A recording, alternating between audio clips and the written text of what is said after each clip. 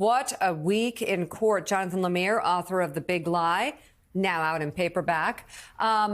So Monday, we're looking ahead to Michael Cohen. And I know you've followed a lot of this, given not just the book, but the work you do here for us and at Politico. What can we expect out of Michael Cohen's testimony? And also, I wonder if the defense will go after him credibility-wise, just as they did Stormy Daniels. Mika, that's a safe bet. Michael Cohen is the blockbuster witness of this trial. Stormy Daniels, we had it debated here by our legal experts, certainly brought some sizzle, but perhaps her testimony in some ways unnecessary. Some of the drier stuff by the accountants and some of the other Trump aides far more important. But Cohen is the through line. He's at the nexus of this scheme, of this criminal enterprise. So his testimony is going to be hugely important and perhaps, unlike Stormy Daniels', necessary. But he has significant credibility issues. We all know that. He lied to Congress. He went to prison. He is someone who the defense will certainly argue has a real axe to grind against Donald Trump. Let's remember, Cohen was Trump's loyal right-hand man, his fixer. Count me as one of hundreds of reporters who used to get threatening phone calls from Michael Cohen all the time. Whenever you wrote something negative about Donald Trump, Cohen, of course, has since denounced Trump and takes no opportunity to miss attacking him. So Mara, let's look at this. I mean, being in New York City, Michael Cohen's a figure. Everyone sort of knows him. They all have their own Michael Cohen story.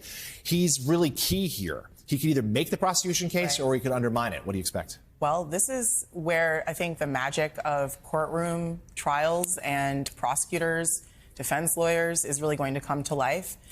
What the jury sees here is either going to be someone who is not credible, as you said, who has an axe to grind with the former president, or it's going to be someone who was closer to Trump than almost anyone, closer to the in close proximity to these alleged crimes. He saw it all. And so I think, that is kind of where the skill set of these prosecutors and lawyers is going to come to life. I do expect that it's going to be dramatic. Also, I mean, we're going to see the two men face off in court. That's going to be a little awkward as well.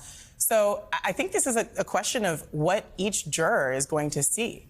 And, it's kind of uncontrollable after a certain point. I mean, this is why, we can't predict what's going to happen, because this jury is going to get two different stories. The one thing is that Michael Cohen, since denouncing Trump, has been fairly consistent. And so, I think that the former president also has a lot of credibility issues. So let's not forget that. It's not exactly, the most credible defendant. Yeah. So it's interesting. In the next hour, we're going to have Vaughn Hilliard, Ankush Kharduri, and Charles Coleman joining us as, of course, the testimony continues. But we want to now turn to the political impact of this. And so let's bring in former Ohio governor and 2016 presidential candidate John Kasich. He's an NBC News and MSNBC political analyst. Chief Creative Content Officer at the Daily Beast, Joanna Coles, is with us. So great to see you, Joanna, and have you back on the show. And thank you. Congratulations for your new role. This is amazing. Thank you very much. And also with us is co-host of MSNBC's The Weekend, Symone Sanders Townsend, also co-host of Morning Mika, which I brought back on the rails this week. Symone, I think I got you a little worried with the live chickens last week, but it's all about Mika, Jen's book. The chickens were... People need to watch the chicken episode. That's all I need to say. Y'all need to watch it.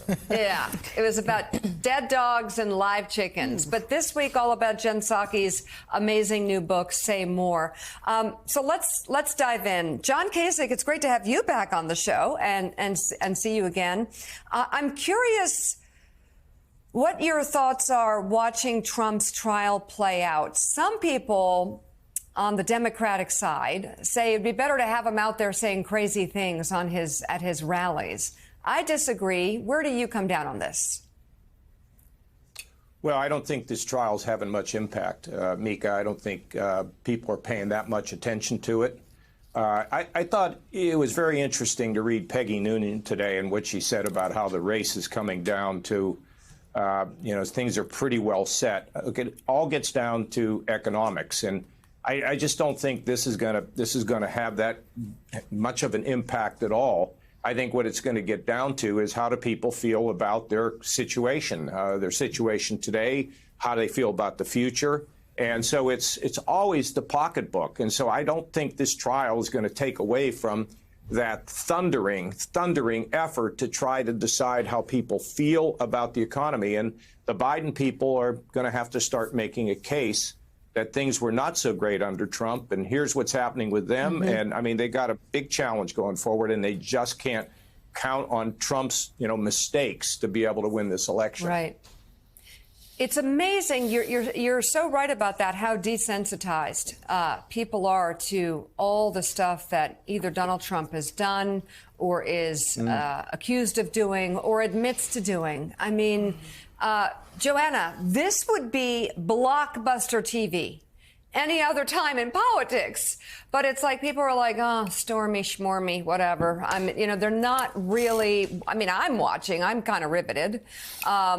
What do you think down the road this will mean for the election, as opposed to just the drama of it?